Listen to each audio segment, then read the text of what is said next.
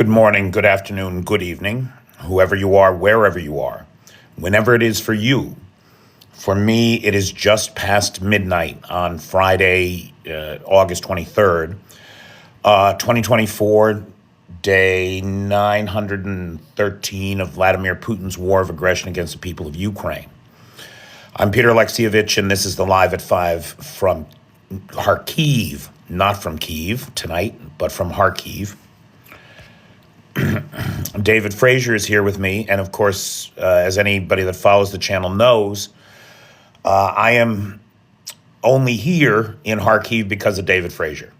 And so big thank you to the sponsor of tonight's live, David Frazier, for dragging my ass out of Kyiv and bringing me to Kharkiv and showing me a whole nother part of the world over here.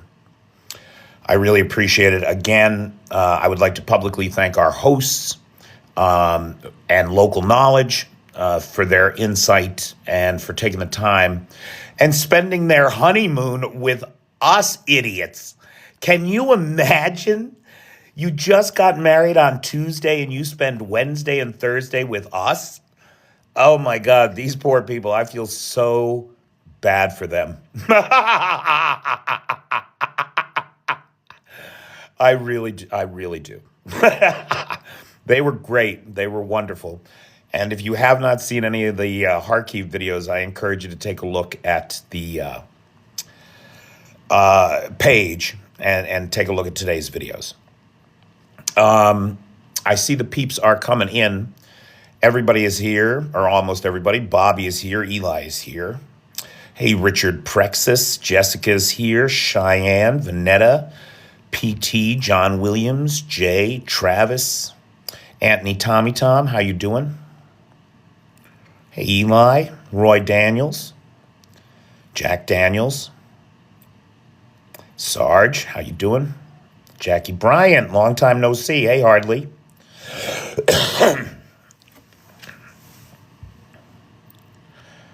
Okay, so guys, I got to tell you, there's so much happening today. There's so much going on today.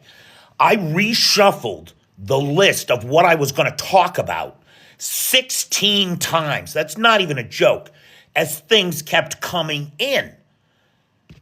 And then I threw it all away. I threw it all away because I sat down and I watched Putin's morning briefing. Putin's morning briefing, probably not a thing that most people tune in for, but I tune in for it. And you know what I saw? I saw an admission of defeat. It's clear. Mark your fucking calendars. Today is the day you will trace the defeat of Russia to. This is where it all begins. Now, you would rightly say, Peter, how can you say such a stupid thing? Putin is too secure. He has too fine a grip on power. He's not going anywhere. I'm not even talking about the defeat of Putin. I'm not talking about the success of Ukraine in this war. I'm talking about the dissolution of the Russian state as we know it today.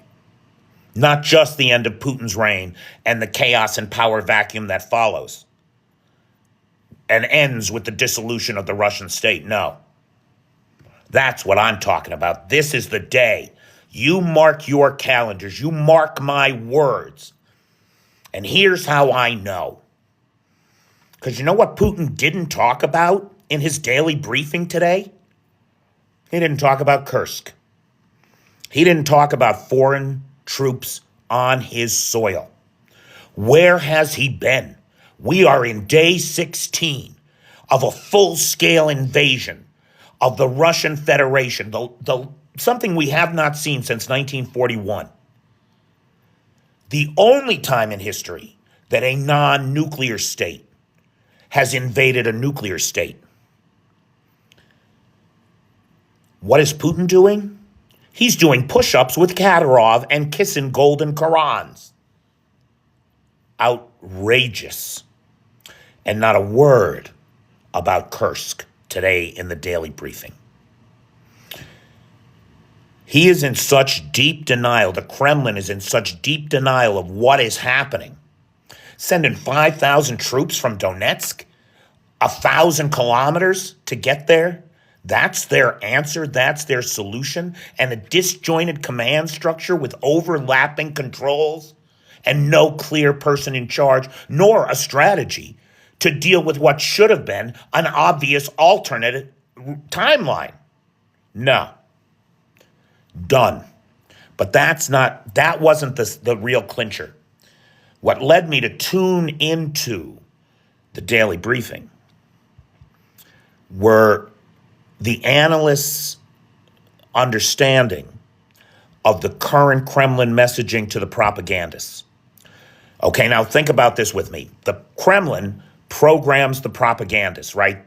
Gives them the talking points, tells them what's important, how to phrase things, how to prepare the Russian population for what is coming. 2 years ago, they were preparing them for war. What are they preparing them for today? The new normal. What is the new normal? Russian soil under the control of Ukrainian forces. I saw a Kremlin propagandist on Solyov live the other night, and they shut him down. But you know what he said? He said that he didn't expect to be able to dislodge the Ukrainians for 6 months. And that's not by accident either, right? That's to the ingenuity and planning of the Ukrainians. They know how long it's going to take them to get in there, get their fixed positions, their fortified defenses in place. And then the mud season is going to come and nobody's going anywhere until April at the earliest, right? Mud season is on its way. This thing is timed to fix the Ukrainian army deep inside of Russia at the time that the Russian army will be unable to move. I think that's clear. The Ukrainian army is not in Russia. They are in Ukraine. And the Russians know it. And they're telling their propagandists to prepare the people for it. And Putin is ignoring it while doing press-ups with this, well, he's not a Georgian. And what is Chechen? It's insanity. Absolute insanity. And to me, it is the bellwether that tells me that it's over. Now, here's the problem. These idiots don't know it's over. And they are going to grind down to the last man before they give it up. The Russian population knows it's over. They're not objecting to the presence of Ukrainian troops on their ground at all. They've either left ahead of them or they are neutral to welcoming to the ones that are on their soil right now. So the Russian population is not coming to anybody's aid, nor are they going to interfere. You keep bringing jars of canned meat to their house, they're going to be happy with you. There was so much going on today. And it all speaks to the cascading dissolution of the Russian Federation, right? What's that famous quote from the movie? How did you go broke? Slowly at first, and then rapidly. We're getting to the rapidly part. Look at Russia on fire today. The Ukrainians had a massive airstrike against the Marianska air base out there near Volgograd. Now, we know from satellite images that are only 72 hours old that 72 hours ago, there were 14 Su-24s and 15 Su-34s on the tarmac at Marianka, or whatever it is, the air base in Volgograd. What happened to them, we're not sure. What we do know is that the ammo dump exploded in spectacular fashion, and to the best of my knowledge, is still cooking off 16 hours later, following a massive drone strike in the early morning hours last night. This major air base one of the ones used for running the glide bomb sorties against the Donetsk region, was hit by multiple, excuse me. According to local Russian authorities, all of the incoming drones were shot down. But unfortunately, some of the drone debris landed on the airfield, specifically the ammo dump. This caused a massive explosion and a 16-hour cook-off that's still going on right now. Thanks, Eli. Now again, guys, here's the thing with that. 29 fighter jets on the ground. That's almost $1 billion worth of fighter jets. $1 billion. That's $1 billion with a B. Not to mention the armaments, the pilots' quarters, the barracks, the officers. I mean, it's an air base that's running multiple sorties against an enemy every day. And they got 30 fighter jets there. We do not know the fate of those jets. But it seems to me unlikely that they got them all the fuck out before the ammo dump went, since the ammo dump is what went. Apparently, there's nothing left of the base. So now if they had some warning, they might have scrambled the jets and got them off the tarmac, but we don't know. So that fire, Russia's on fire, right? Rostov, we're now into day 5 of the oil fire. Every one of these tanks, I thought every one of these tanks was 5 metric tons of diesel. It turns out I was mistaken. The last 16 tanks are gasoline tanks. So what's 16 from 74 is 48. So there's 48 diesel tanks with 5 metric tons of diesel in each tank, and 32 of them have burned or are burning actively now. It's like a pack of fireworks. When you light the fuse, the next one lights off the next one, lights off the next one, and we're now at tank number 32. That's 160 metric tons of diesel. That's 3 days of the Russian army running in Ukraine. What are they going to do? When this thing is finished burning, they will have lost something like 300 metric tons of diesel fuel and the 16 tanks of gasoline. I'm not sure what the capacity of those tanks is. That's a huge loss to the Russian army. Now, not only have they lost the fuel, they've lost the place that they store it. And that's a problem that Russia has. Russia, as an extraction economy, has built an infrastructure to get oil out of the ground, convert it into usable products, move those products out of the country, generally, or to local short-term storage where they're used domestically. Therefore, there is a dearth of local storage, and one of the main storage facilities for the military's diesel and gasoline has just gone kaboom. That's going to be a fucking problem. It's unavoidable. What else is on fire in our Russia today? Oh my God, the ferry terminal. The ferry terminal. Now, see, I made a mistake. About, I want to say maybe 6 weeks ago or so. About 6 weeks ago or so, I got on here and I reported that the ferry terminal had been hit in Kursk.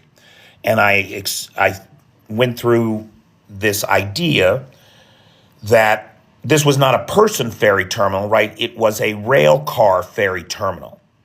And we went over the fact that the Russians had 3 of these ferries. Each ferry could put 30 rail cars on it. Those rail cars moved across the Kursk Strait because they can't use the Kursk Bridge rail, right? So the rail line comes to the strait. The cars get loaded onto the ferries. Ferries take the supplies across the strait. 2 of them got sunk a while ago, maybe 3 or 4 months ago. So they were down to 1, carrying only 30 rail cars at a time. It got hit, remember? And I thought it was out of service. It turns out that the hit it took was reparable. The Russians patched the old girl up and they got her working again. That's why I think we haven't seen the Kursk bridge taken down. Because remember when they hit that third ferry 6 weeks ago or so?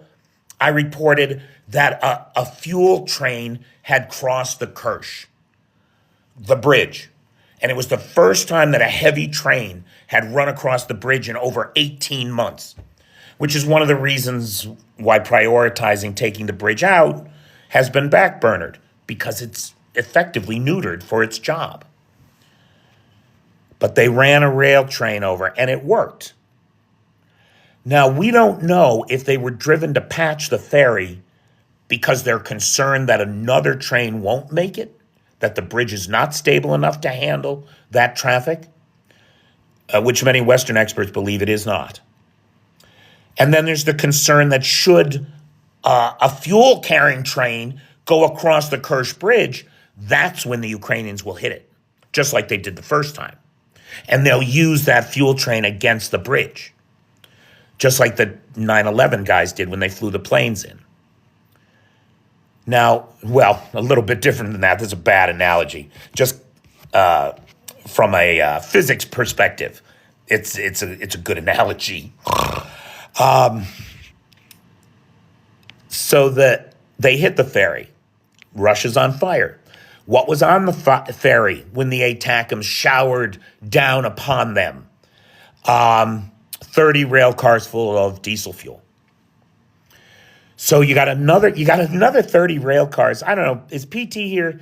PT, if you want to do the math on how much diesel you get into a standard Russian fuel train car, and then multiply that by 30 for me and give us a number, we can have a good sense of what actually was lost there. But that's what we're talking about. It's a lot of diesel, right? It's probably all the diesel that Crimea needs for a day. And that's on fire still today. All right, so the ferry's on fire. The Rostov oil depot is on fire. The air base in Volgograd is still burning. We had, and then of course there's the Kursk, the Kursk bridges. So everybody that follows this channel knows that the Ukrainians have very wisely blown all the bridges across the same river in Kursk, Russia, trapping about 3,000 Russian soldiers below there. Their ground lines of communication cut off. They can't resupply. They can't get more bullets. They can't get more food. They are trapped, and they are facing a double envelopment.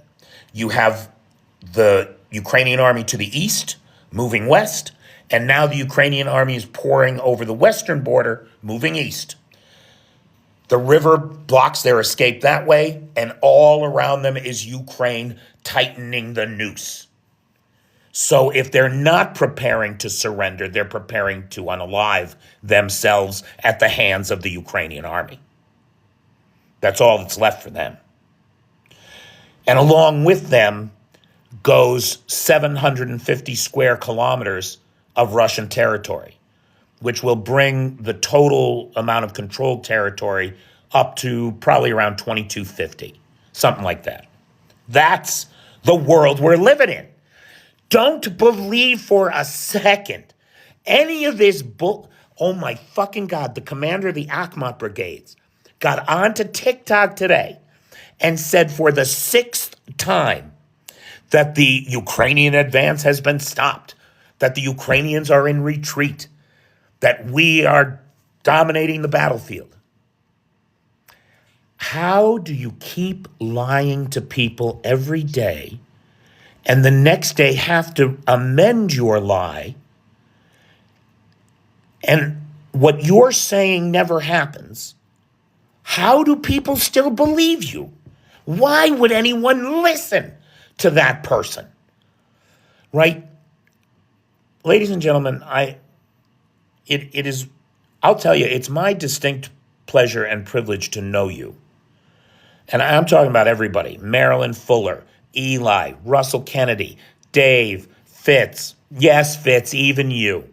It is all the people that hang out here.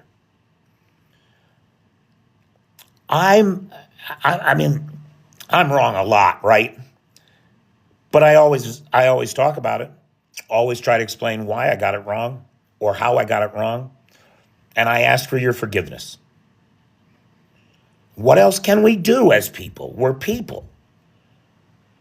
But these fucking guys that get on and lie to their people every fucking day, over and over and over again. What is wrong with people that they keep listening to them? Stop listening to them. For the love of God, embrace some semblance of the truth. And the truth is that Russia is done. And Putin's daily briefing this morning, he admitted it with his silence himself. The message to his propagandists that the eating away of the Russian Federation by occupation of foreign troops is the new normal is a green light to Xi in Beijing to take back North Manchuria, to take back Vladivostok, to take Siberia. That's what it is. It's an admission of weakness. It's an admission of guilt and of failure and your own mortality, the end of which is rapidly approaching. Okay, what else we got today? The 22nd Assault Brigade in Kursk brought in a large contingent of POWs. We don't have a number, but we do know that the makeup of the group was conscripts and Akhmat again, right? So, but apparently this group was Akhmat heavy. They brought in a lot of the Chechens today. The mothers in Russia, the conscripts' mothers, are putting pressure on Putin over how their boys are being used in this war. Because, of course, now hang on, hold on, I just had a thought. Follow my thinking with this. Could it be that Putin actually thinks that having Ukrainian troops on his soil is a good idea because now he can use his conscripts as soldiers? Right, because the conscripts can't be used on foreign soil, only on Russian soil. In his perverse, twisted little weasel brain, do you think he might be thinking to himself, this is a good thing because now I can sacrifice all these boys on the altar of me? Because one of the effects of the Ukrainian incursion into Russia is that the conscripts now can be used as soldiery. And because these conscripts often, right, an equal percentage of these conscripts come from St. Petersburg and Moscow. Unlike the conscription soldiery, an unequal amount of which come from the outlying provinces, like Tuva, with 366,000 people in it, versus Moscow with 13 million, you were 8 times as likely to be drafted as a Tuvan than as a Muscovite. You're equally as likely at the age of 18 to 22 for your standard service. So a lot of these boys have families of means. And in a country of such extraordinary poverty as Russia is, and it is a shithole third world country, make no mistake. Anywhere you can't drink the water, it has a problem. Because the first sign of a healthy society is that it provides clean drinking water to every citizen. The fact that we in the United States have Flint, Michigan on our consciences is a sign that we have our own problems to address, clearly.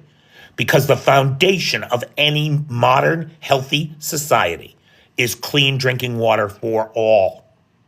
And that's not a thing that even exists in Russia. Take into account that 20% of the population does not have an indoor toilet, that in Siberia they're going outside to shit at 2 o'clock in the morning in minus 50. That's life in Russia, right? So this pretender to be a country, this bunch of ghouls and gangsters who have terrorized and threatened 159 ethnic minorities into subservience and submission, this gas station with nukes is done. And Putin admitted it today, as far as I'm concerned. Now, look, Russia's got deep pockets. They got lots of resources, and they are deeply disillusioned. They are deeply delusional. Even now, we see pleas to Putin to help correct the very situation that he's created. These people are so enthralled to the cult of personality of Putin that the very person whose actions wholly and solely led to their being evacuated from their homes in the face of an enemy invasion are appealing to him for help. Because it can't be dear leader. It must be his corrupt officials. All those people he's regularly throwing out of windows, disappearing, detaining, or dispatching. It's ridiculous. It's obscene. And these people have to grow up out of their delusions because Russia's got 6,000 nuclear warheads. And we just had a warning here in Kyiv, here in Ukraine. The State Department has warned that all Americans should leave Ukraine immediately due to a heightened threat of attacks on civilians by the Kremlin gremlins. So as an American, I have to ask, look, the State Department is right. They're always right. When they say, the last time they said this was about 14 days before the full-scale invasion. So that's the last time they said that about Kyiv. The last time they issued a warning like this in this part of the world was about 14 days before the Crocus Hall massacre. So the State Department is right. I know they're right. I know that I should leave. I should pack up. I should go back to the farm. I should forget all about this overseas nonsense that doesn't affect me except make me pay higher taxes. I should go back to my quiet, comfortable life in the United States and be safe like a normal person, right? Well, fuck that noise. It's not happening. I am not leaving this country until the Russians do. And if they are foolish enough to follow an order, I was just following orders. That excuse went out in 1945, boy. The world said in one voice, when it comes to crimes against humanity itself, I was just following orders is not a defense.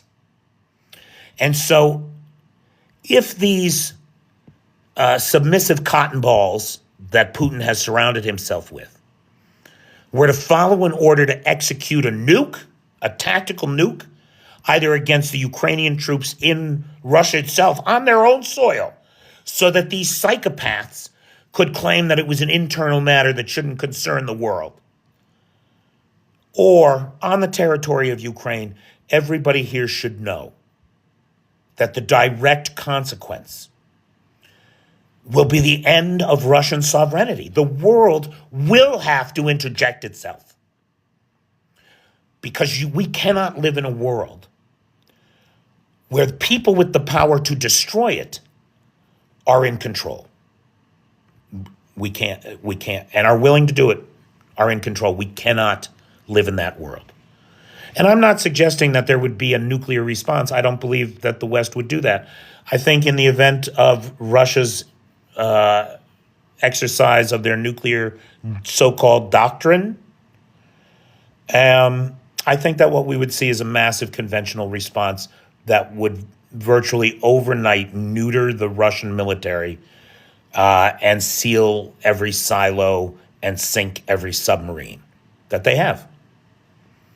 And see, the thing is, when I say such a thing, right, that's because I know our weapons work. And everybody that follows this channel knows I never talk about this like this. I'm just laying it out there.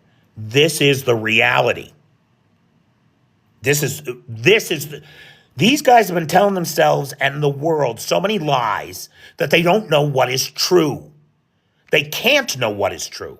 They don't believe that there is a truth. No, bullshit. There is a fucking truth.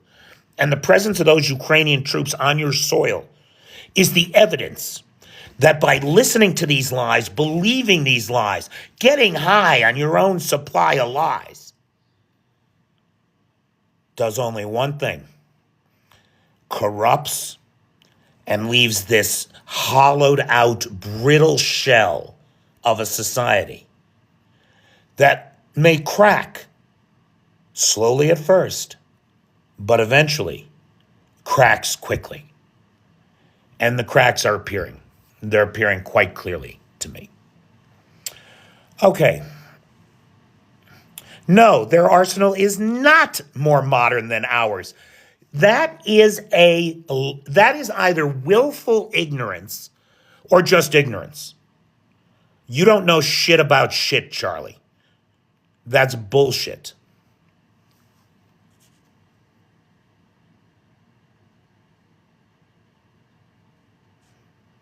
Thank you, Bip. I really appreciate that. Jose Concepcion. ¿Cómo está, mi hermano? Steve Kennedy. It is a house of cards. David Frazier. It's number... Okay, that's a sidebar there. Somebody eject Ted, please. Block him. I don't want him to ever have access to my content again.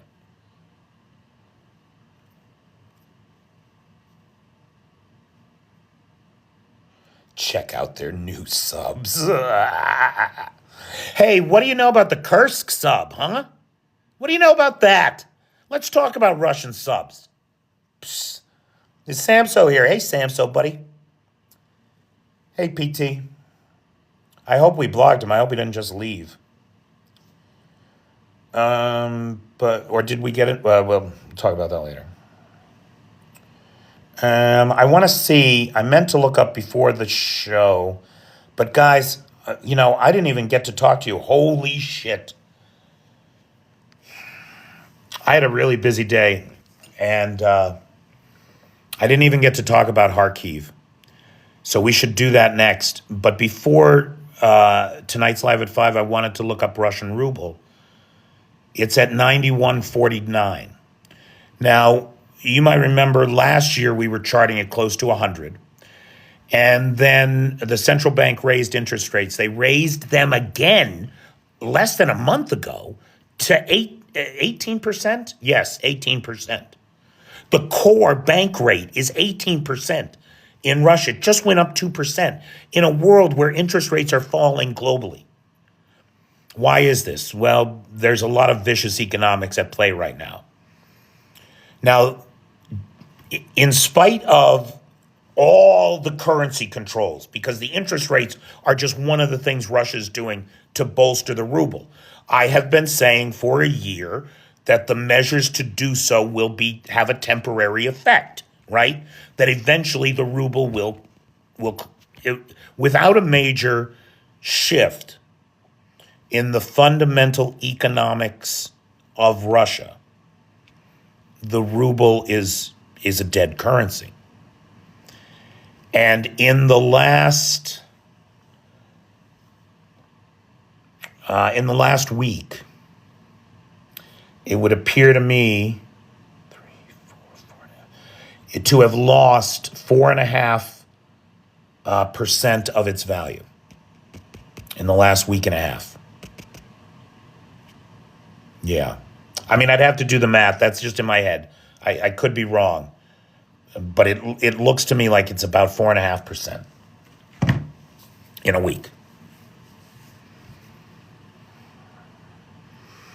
Air defense in the car park. David, giving away air defense positions is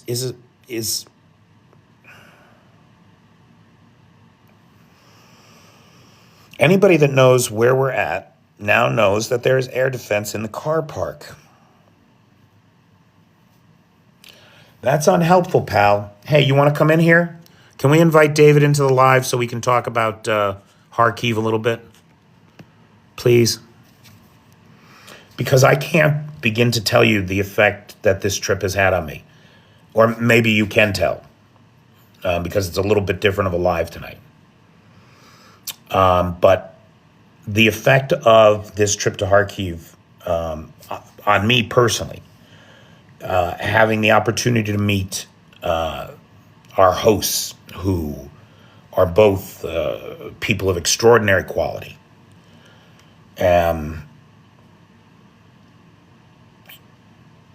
has really had an impact on me. This city, as a frontline city, has been more exposed to Russian just artillery shelling, right? Because the war was close enough to Kharkiv that that apartment complex that I was in today was shelled to shit by 152 millimeter shells. That's a different world to live in than Kyiv, or at least where I am in Kyiv, in Pechursk. David Fraser, can you hear us? Yep, loud and clear. Hang on, I can't hear you. Can you say something else? Hello. Okay, I can hear you. Can everybody hear me? I think, are you on your laptop? No, I'm on my phone. Okay. I was getting an echo there for a second. Okay. Hear him okay? Thank you, guys. Yep. So, David, again, thank you so much for sponsoring the live. Thanks so much for dragging my ass to Kharkiv. I really appreciate it. How have the last 2 days been for you? Yeah. Hey, for me, it's great to see people who I love, who are alive and well. Some of who've been injured many, many times, and yet, and just a massive anger at the needless destruction. Schools. We saw a school today. We saw a nursery today. We saw people's homes. We saw people's businesses. Things that are nothing to do with politics. And the cynicism around destroying these things, trying to terrorize and scare people. And yet, at the same time, we saw the response of the people. Just like how the flowers in the park are all absolutely immaculate, that people have been tending these flowers while artillery shells were landing in the park, and they carried on looking after the flowers. That's why Ukraine would lose. Yeah.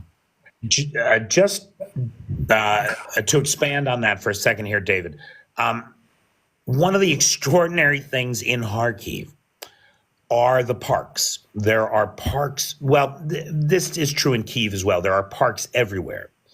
However, here there is an extraordinary wealth, I guess, of volunteer effort to maintain these flower beds of immaculate design. I mean, the work that goes into these things, and they are gorgeous. It's just a gorgeous place to be. And then all around you look, and there's an artillery shell hole in the wall of the building next to you. There's no windows in the building. The building facade or front door is in ashes, crumbled to bits in front of your eyes, in the middle of a busy intersection, in the middle of a vivacious city. There's an extraordinary dichotomy between the wounds in this city and the healing that is taking place, because you can see the effort that's being made to recover from these attacks and to restore the city as it was. Is that fair, David? Would you say something like that? Yeah, definitely. And the speed they repair buildings at as well is incredible, you know.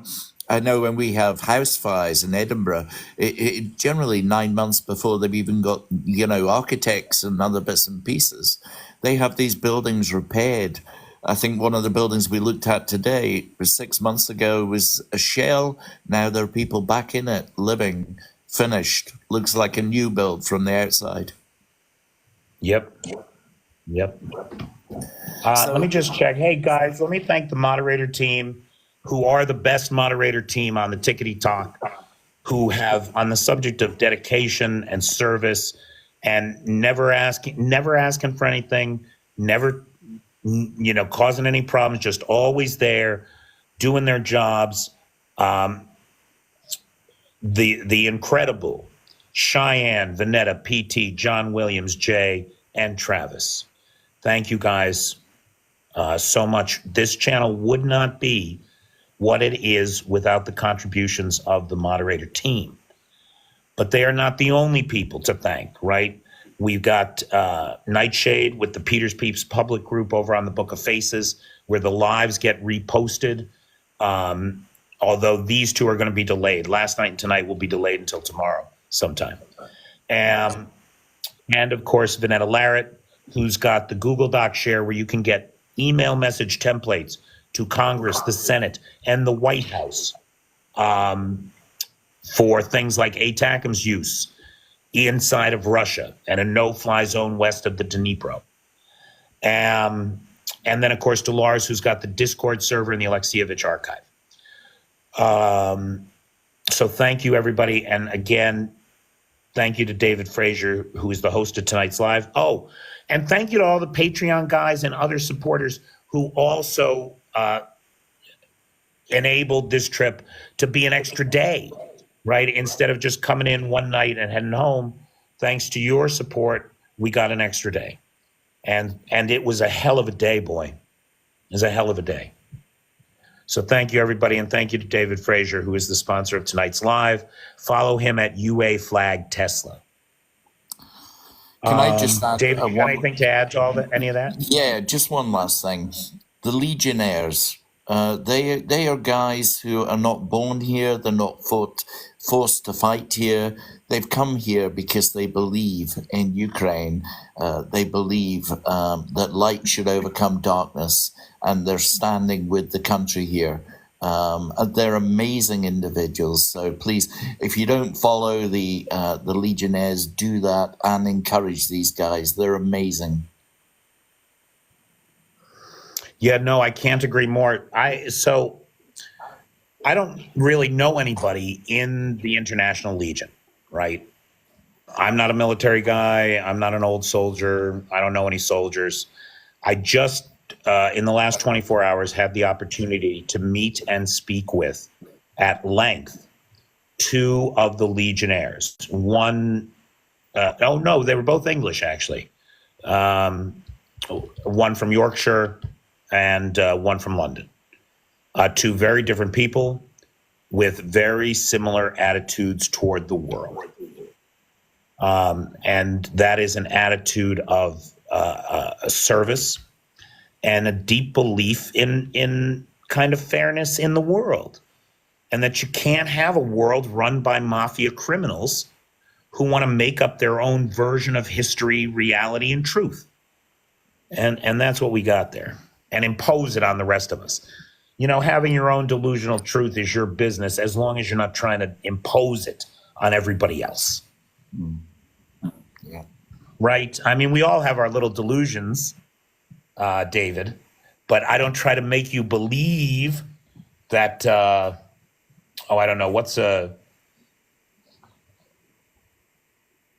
good delusion that I have?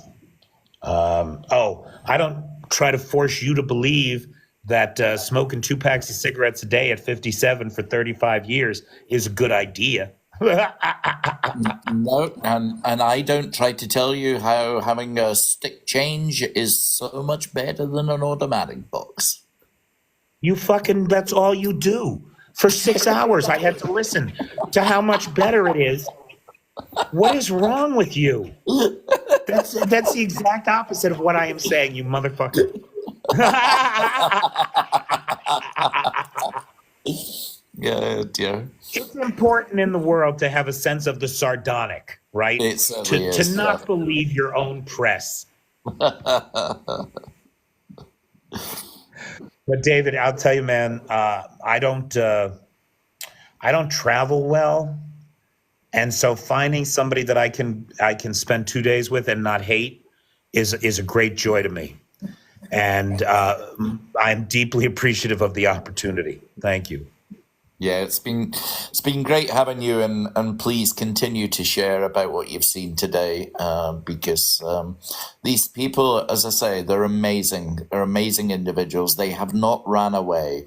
They have stood up for what they believe, and they're standing up for our freedom too. If Kharkiv falls, other cities fall, and it gets very close to home very quickly.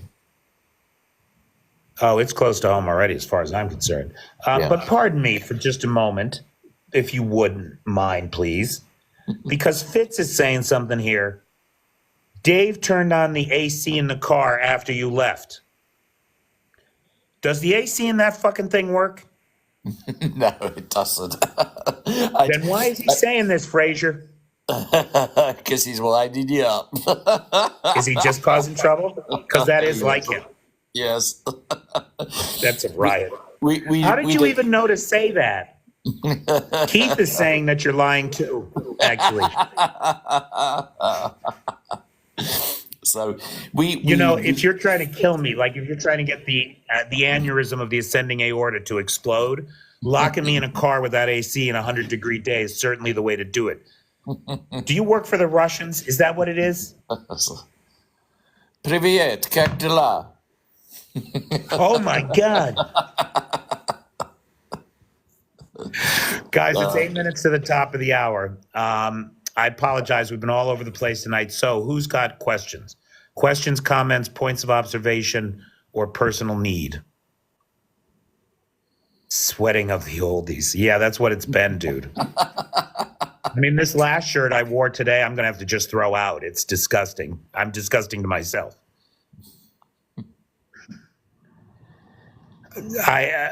I mean, yeah, when you leave the windows up and get out for a while, probably, Lars, you're not wrong.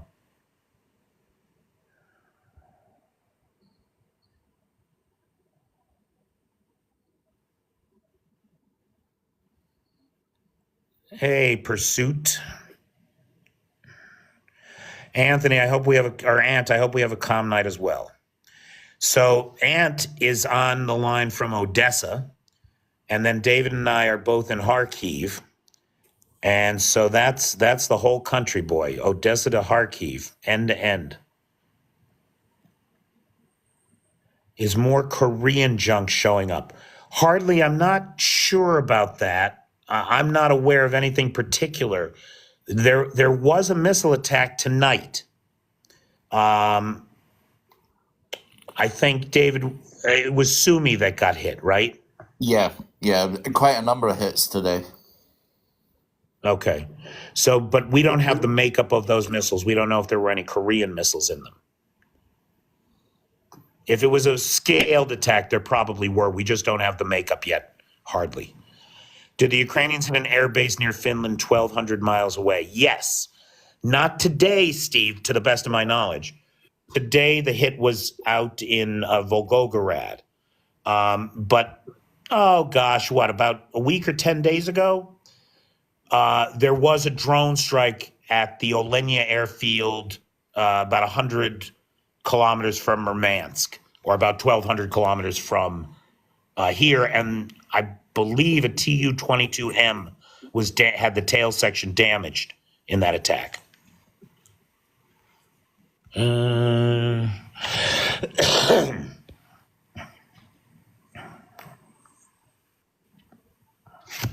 It's warm in the States too.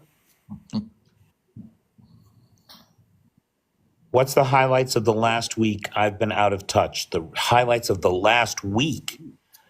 I mean, dude, the highlights of today are enough. I mean, everything that's going on today. Just look at Russia on fire today.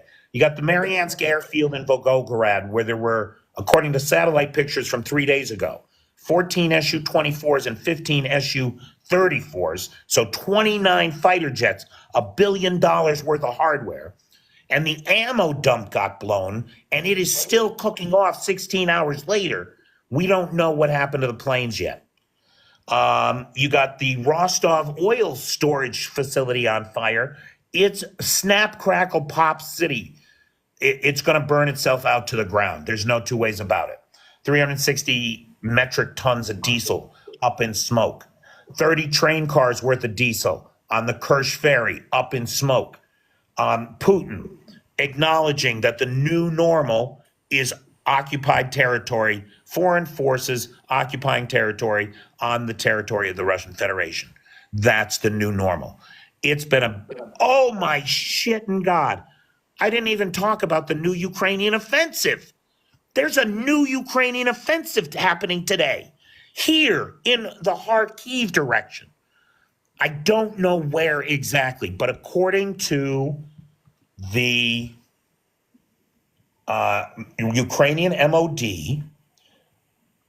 the third separate assault brigade, hold on, let me find it. The third separate assault brigade, if I'm not mistaken, the third separate assault brigade of the Ukrainian armed forces has launched an offensive in the Kharkiv region.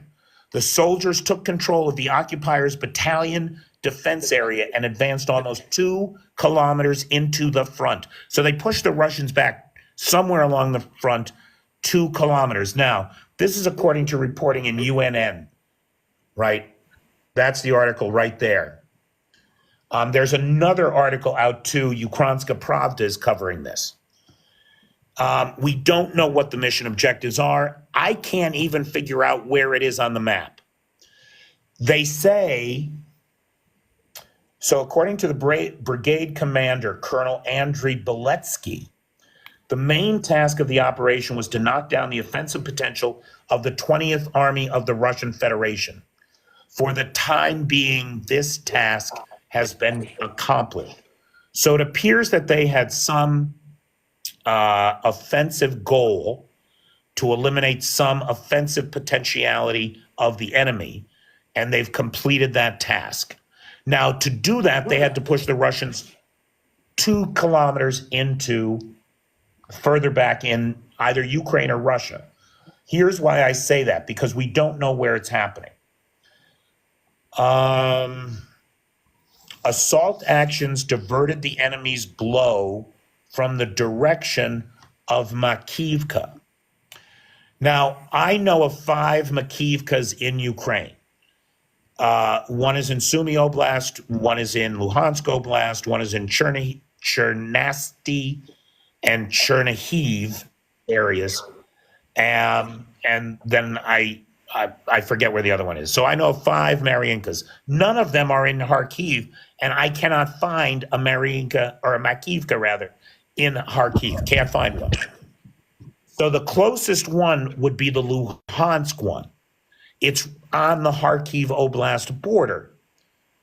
Now, if that's where the assault happened, and again, I don't know that it was, but the assault was described by the brigade commander as, the uniqueness of the operation was that we attacked the overwhelming enemy and won. Success depended on detailed planning, non-standard solutions, coordinated work of artillery, anti-aircraft defense, and intelligence. But the heroes of the battlefield were the tankers, sappers, scouts, and first of all, attack aircraft, which would indicate that they had close air support. Could that close air support have come from an F-16? We do not know. We do not know. I want to stress that. But what we could be seeing is the first case of a combat mission flown by the F-16s for the express purpose of close ground support. That's a possibility. The other possibility is that Kursk and what's happening in Kursk is not just one thing, but that rather we're going to see new and more multiple fronts open. And it may turn out that this is all a kind of macro shaping of the battlefield for a final fatal blow that I don't think any of us are going to see coming, least of all the Russians.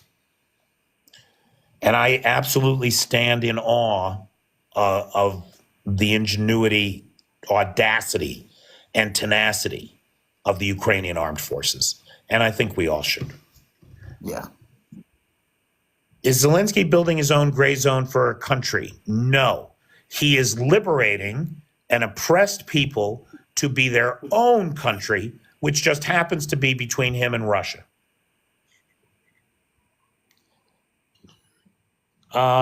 John, I apologize, or John, sorry, John, I apologize. I have not had a chance. I've been away from the house, and I haven't had a chance. Have you, David? Have you listened to Dutch Cossack's album? I haven't yet. No, sorry. I mean, we have been flat out for 2 days. I managed to listen to the Ukraine latest today, and one thing I don't know if I missed whether you mentioned it. Putin's calling for an inquiry team to why so many people surrendered. I'm wondering whether they should be put on criminal charges or not. Yeah, I did see something about that. I didn't have a chance to look at the details today. Yeah. Now that's an interesting play, because we know that he's under a great deal of pressure internally. The social fabric of Russia is knitted together by the mothers. And right now they are expressing, there's a whole video campaign trolling Putin.